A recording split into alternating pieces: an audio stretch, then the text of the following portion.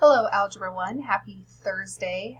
Today what we are going to be talking about is topic 6 on solving absolute value functions, solving absolute value equations here.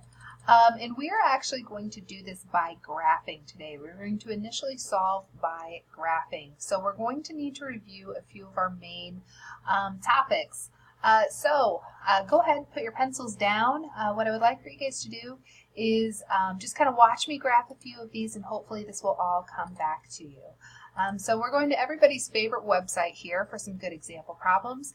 And we have been given this function here, graph h of x equals 6x, absolute value of x minus 4. Now, recalling back to our transformations unit, we have two transformations here. We have a 6 out in front, and we also have a minus 4. So we're going to break this apart piece by piece. Let's first start off with this minus 4. This tells me that I have shifted down by 4. So I'm going to go ahead and take this vertex of this absolute value function and go down by 4. 1, 2, 3, 4. We went down by 4. And now here we have a stretch, a vertical stretch of 6. So that tells me that I'm going to go up 1, 2, 3, 4, 5, 6. I've been stretched by a factor of 6. Usually I go up 1 over 1, up 1 over 1. This one we have a factor of 6. So for this one, we went down 4, stretched by 6. Let's go ahead and check. Oh, I like that sound. All right, so next question. All right, so in this one, we have a negative out front, we have a minus 6 right here, and we have a plus 3 on the outside. So here's what I would like for you guys to do. Mr. Parsons is going to go ahead and pause the video here, but what I would like for you guys to do is determine, I see 3 transformations that have occurred here. So I would like for you guys to determine what are my 3 transformations here. So Mr. Parsons, go ahead and pause the video, and they're going to discuss what these 3 transformations are. And stop. All right, so I'm going to go ahead and move my vertex first. So I have a minus 6. That actually means that I have gone to the right by 6. I'm going to go ahead and move to the right by 6. 1, 2, 3, 4, 5, 6. And plus 3 means that I have shifted up by 3. 1, 2, 3. So here is where I am at right now. I went to the left by 6. I went up by 3. Now this negative, this tells me that I have been reflected. I have been reflected. So instead of going up 1 over 1, I'm now actually going down. So right 6, up 3, and finally reflected. There we go. Nice job. All right, last one. So I see 3 more transformations here, 3 more transformations. I have a negative, I have a 2, I have an x plus 4. So yet again, Mr. Parsons, go ahead and pause the video. Students, go ahead and talk about what are these 3 transformations, double check with your partner, and see if you can figure these out. So Mr. Parsons, go ahead and pause the video. All right, this one wasn't too bad. This plus 4 means that I have shifted to the left by 4. So 1, 2, 3, 4. Now, we have something kind of going on here. We have a negative 2. So we've got 2 things that have occurred. First off, we have been stretched by a factor of 2, but we have not been stretched in the positive direction. We've actually reflected over our vertex here. So this one should be down by 2. So we went left 4, and we went down 2. All right, so that is enough review of graphing. Now let's go ahead and see if we can do this on our own on our paper. So here is the function that we are looking to graph. We have an absolute value function here. We have 2 times the absolute value of x plus 1 minus 4. So here's what I'd like for you guys to do. We have 3 transformations. I would like for you guys to draw the most accurate graph that you guys can possibly do. So Mr. Parsons, it should be the last time for today, but go ahead and pause this video.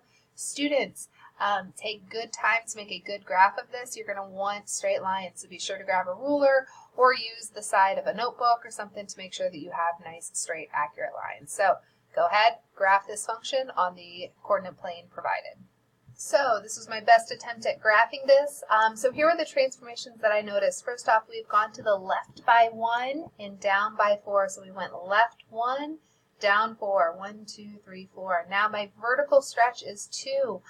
So notice I went up 2 over 1, and just like a line, the slope of the line, you can continue that. So up 2 over 1, so on and so forth.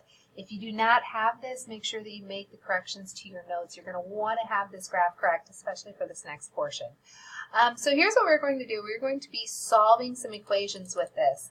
Let's go ahead and look at this very, very first equation. We have 2 absolute value of x plus 1 minus 4, and we want to know when is this equal to 2. Well, hey guys, we just graphed this. We just graphed this portion right here. What I want to know is, hey, when is the graph of this equal to 2? Well, let's go ahead and look over here, and I want to know, hey, when is this function at a height of 2? I actually see a few different locations where it is equal to 2. Let's go ahead and write those out. So height of 2 would be up here. Think about a nice horizontal line here. Pretend that this is straighter. I'm trying. But I see 2 x values where this is a true equation, where this has a height of 2. The first one is at x equals -4, and the next one is at x equals 2. So the solution to this equation is, we have x equals -4. We have x equals -4 and x equals 2. We have 2 solutions to that one. Now, let's go ahead and look at the next ones. Next one is asking, hey, when is this function? When is 2 absolute value of x plus 1 minus 4?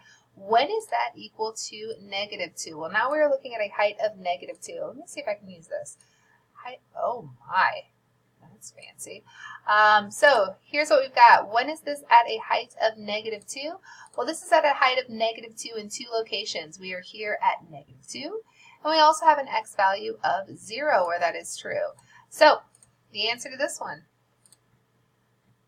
where is this function equal to -2? Well, that is at x equals -2 and x equals 0. 2 locations where that is true. We were true at -2 and we were true at 0. All right, and the last one that I want to look at here, I'm going to go ahead and delete that. We have, when is this function? When is 2 absolute value of x plus 1 minus 4? When is that equal to? When is that equal to -5? Now wait a second. If I go over here at a height of -5. Height of -5, well, that doesn't really ever touch -5. So the answer to this one, don't overthink it. If there's no intersection, just like last time, there is no solution. So that is how we can solve that by graphing. We can look at, hey, where are these? We went ahead and graphed this portion. And when is this function at a height of 2? What are those intersections? When is this at a height of -2? When is this at a height of -5? Well, never, so no solution. All right, so let's think about this. What are the possible number of solutions of an absolute value equation?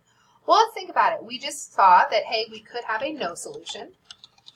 So we could have 0 solutions. Or we could have 2 solutions. We have a few different times where it touched in 2 places. Now there is actually one place where we could just have 1 solution. What output would that be? Well, if I have an output of 2, I have 2 solutions. 1, I have 1 solution. 0, I have 0 solutions. But we actually have one location where we could possibly only have 1 solution, and that is if we have it equal to -4. So it is possible that if it is perfectly on this line right here, we could have only 1 solution. 1 solution. However, it'd be impossible to have 3 solutions. That seems kind of silly. Or 4 solutions. We could either have no solutions, 1 solution, or we could have 2 solutions if it is up in this location. So here's your homework for today. What I would like for you guys to do is we have 4 quick graphs. You're going to want to go ahead and graph this side of the equation and see where are we at this height. Graph another one. Where are we at this height? Graph another one. Where are we at this height? So on and so forth. And there will also be one Khan Academy posted on your Google Classroom, and it is actually the exact same one that I just did. So don't overthink it. These are nice and quick. Remember, we're going left 3, down 2, and stretches -3. Yeah. So this will be posted on your Google Classroom. I hope you have a great day, and please let me know, as always, if you have any questions.